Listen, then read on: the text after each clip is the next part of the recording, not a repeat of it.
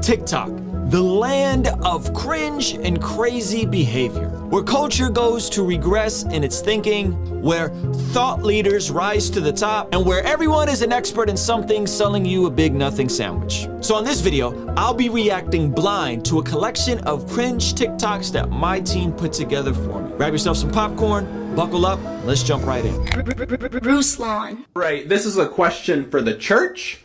All of my friends grew up Christian and now they all hate a God they don't believe in. So, did the devil get to all of them? Or was it you, church?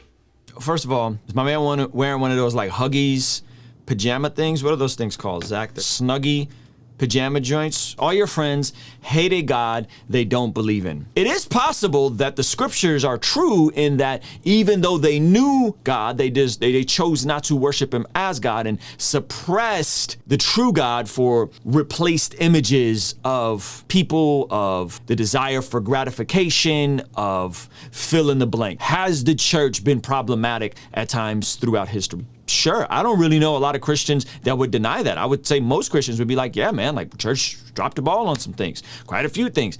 But that doesn't negate that the God of the Bible is a good, loving, merciful God that is pressing into people who are enemies of him all along, loving them. There was a young man in Calvary. His name was Ben. And I was running a youth group. I was there for a few years.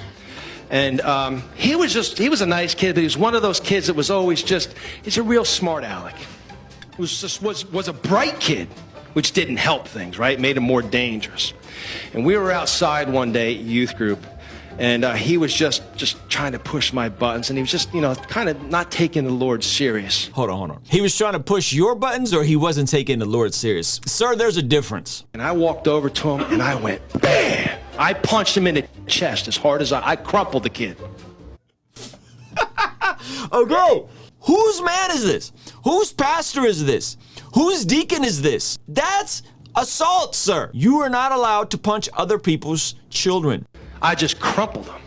Well, I would hope so. I would think you'd have some power to crumple a teenager. You're a grown man. I leaned over and I said, Ben, when are you going to stop playing games with God? Message! I led that man to the Lord right there. Bam! Assaulted a child and said, Ben, when you gonna stop playing with God? And then led him through the sinner's prayer, and the kid surrendered his life. He's been on the straight and narrow ever since. There's times that might be needed. Yeah, I don't know. I don't know if that would be needed. I think that's a very illegal act that shouldn't be done, ever. My money says Ben isn't very big fan of church these days. That's what I'm saying. Does Ben have a lawyer? That's assault. That's exactly what I said. Society tries to tell us that marriage is something that women should want and men typically try to avoid. However, new research has come out that indicates where married men benefit significantly compared to their single counterparts. Hello. Married women suffer deeply. What? From a decreased lifespan to increased levels of stress, anxiety, and depression. Hold on. Don't women outlive men? Don't women tend to outlive their husbands? What? Come on, fam. But the real kicker is the fact that married men are likely to do better in their career ladders. Well, you don't say, because you don't have to be out here chasing tail and trying to either be celibate or playing a weird game of cat and mouse with random women at the bar. That's a lot of stress and a lot of capacity be exuberating to catch these women. Yeah, you don't say. If you have a stable marriage and you have a stable home life, you're probably more poised and more positioned to do things to improve your situation, but ultimately your family situation. Because see, this is compartmentalizing that a man thriving and flourishing in his career is independent of the family unit as a whole thriving and flourishing. If a man crushes it in his career and is able to provide a lifestyle for his family, is able to provide flexibility for his family, is able to provide a better education for his kids, that benefits the unit. It's very like individualistic, consumeristic thinking, in my opinion, where it's the man versus the woman. It's like, no, the man and the woman are co-laboring and co-moving together. It's a complementarian view that I think is optimal. is optimal for both men and women. Because if you look at it, they've actually done surveys and they found out that if you, the surveys based on women in the 50s and 60s shows that women pre-70s, pre the sex revolution and Roe v. Wade and all this nonsense,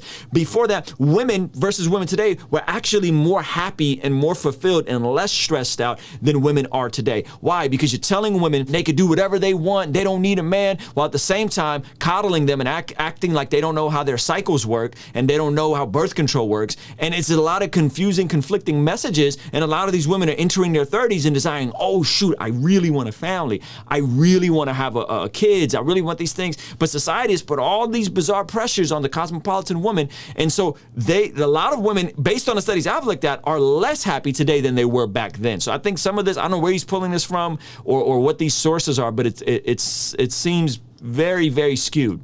Married women are less likely to even get a raise. So the married women are less likely to get a raise, yeah, because they probably are going to stay home with kids.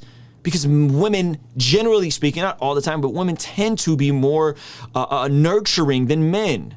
So they are going to take a backseat in their career for a season if they choose so that they could raise the kids. So yeah, yes, that's logical. That's linear.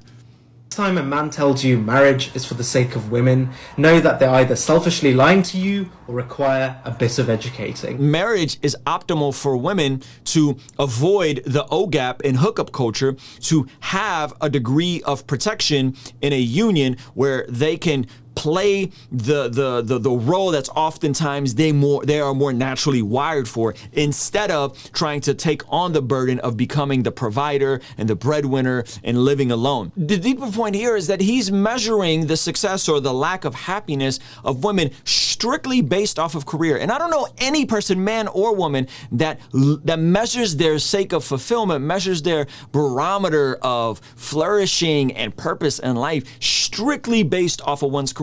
We find fulfillment out of all kinds of different areas. I tend to find a lot of fulfillment with just playing with my 1-year-old daughter. That has nothing to do with me thriving on YouTube or TikTok. So we measure fulfillment and success and contentment and all of these different things outside of just the barometer of a career life and I moved up the corporate ladder. But if you move up the corporate ladder and you make the dream money you've always wanted to make, and you have the dream career you always wanted to have, but then you end up alone and you die alone with no kids, with no husband, was that even worth it? And if we're honest, if we really want to dig away at the number, there's a lot more and more women and men, but women a lot, that are ending their lives, not ending their lives, but are finishing the last couple years of their lives alone, because they've spent the majority of their life chasing this metropolitan woman image that is really counterintuitive to how we as a species are designed to thrive and flourish. We're here in New York City asking people their thoughts on abortion. Do you know who you're interviewing?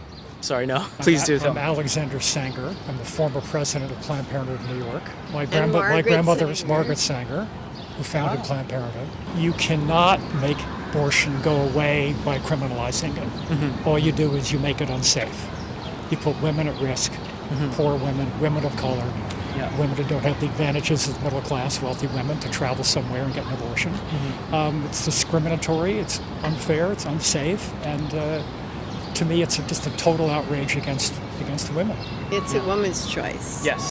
This gentleman is very proud of his identity, and I find it ironic considering that Margaret Sanger was a eugenicist who was openly problematic with some of her views regarding black people and the idea of eugenics to create a better optimal society. He says that this is going to be discriminatory. What he's really saying is limiting the right to terminate a pregnancy is racist. That's really what he's getting at. Well, something else to consider is that out of the 60 million abortions that have happened, 20 million, over 20 million of them have been of black babies.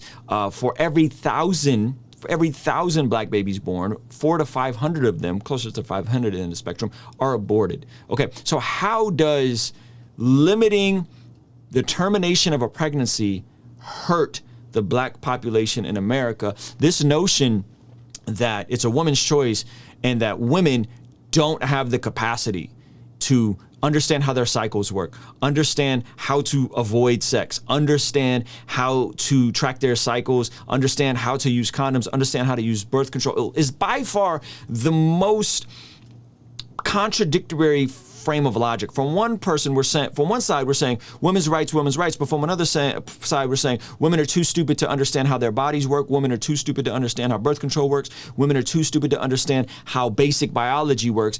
It's a very contradictory, convoluted message. This man probably has an upscale New York penthouse, has probably made hundreds of thousands, probably millions of dollars off of terminating a lot of black pregnancies. That is extremely problematic. And so you're proud of this identity that you have.